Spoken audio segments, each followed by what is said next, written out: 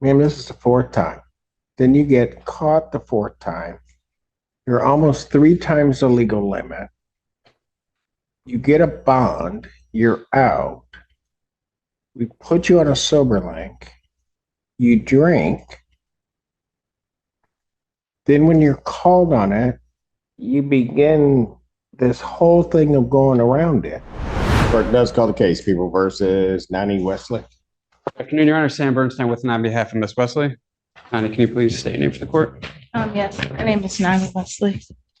Your Honor, we're waiving the preliminary examination. I know there's a bond violation hearing that needs to be addressed. Yes, you need to address that now. Your Honor, she will be acknowledging and admitting to the bond violation. And hopefully I can say a few words after that. Go ahead. Your Honor, I did submit some documents to the court. Hopefully Your Honor has had a chance to review those. She's been treating with the Home of New Vision since about April of this year, and she attends AA meetings pretty regularly. Nevertheless, this is... When did you send documents? Yesterday, Your Honor. Okay, go ahead. That looks like one of them. She's been treating with Home of New Vision since April. She's going to AA quite a bit. It is a struggle, though, Your Honor, and she admits the struggle. She has gone back to Home of New Vision. She has spoken with them. She's told them about what's going on. They're giving her some things to do to redouble her efforts.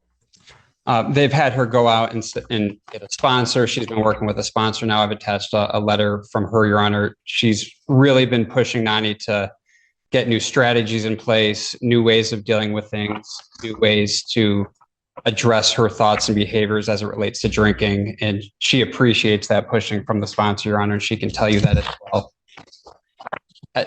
Go ahead. She has been putting in some very serious hard work, Your Honor. We're hoping that the court can take that into consideration and please give her a second chance at this, Your Honor. She went to Home of New Vision again this morning, and they hooked her up with a recovery coach. She gave me her card from her, and she says that they've been also giving her new strategies as well in dealing with this.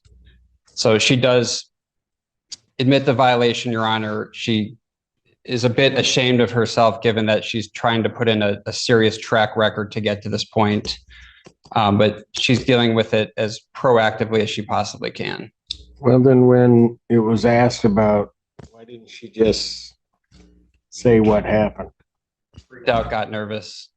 There's no good excuses for it, Your Honor. Well, but there were numerous times she could have, like a better term, just come clean on it. She didn't do it. It's hard. It's not like they just asked her once and they wanted her to take an ETG. And she sat there and skirted around all of that. She got scared, Your Honor.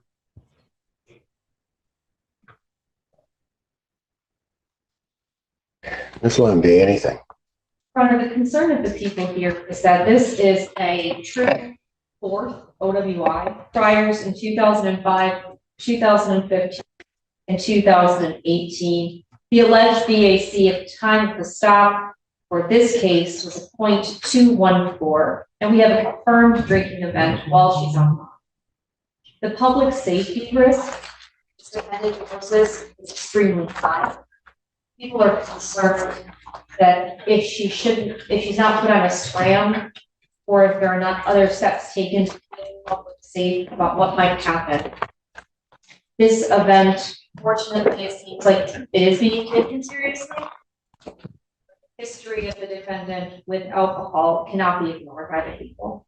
We are requesting either a remand or a scram tether installation before she leaves this immediate vicinity. How come she didn't take the ETG? Right then and there, Your Honor. Right then and there, Your Honor. She did take the ETG. It came back to onsite. At what point? I don't know that, Your Honor. Yeah, you of course can talk when the court's ready for you. Yeah. Are you asking Ms. Wesley? I'll hear from her.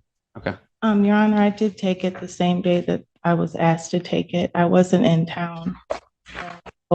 I wasn't in town, and she said that I needed to take it, which I did do. I came back to Ypsilanti to take it. I was not in the area.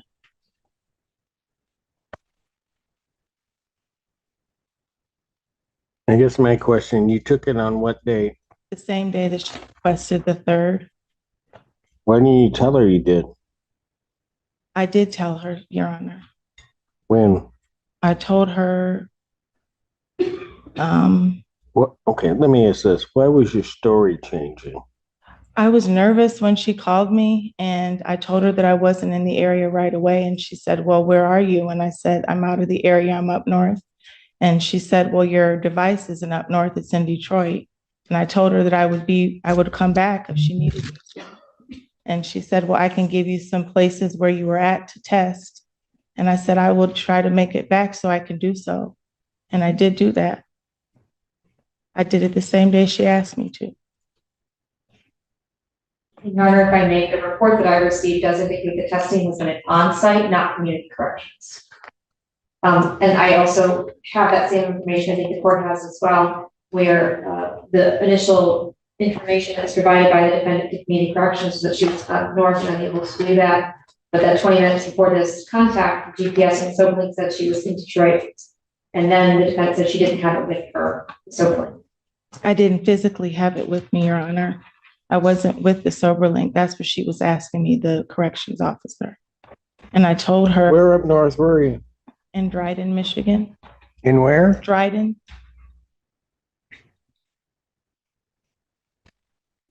So, Your Honor, I mean, bottom line, she did come back to do the ETG knowing that it would be positive and knowing that this court would take that into account.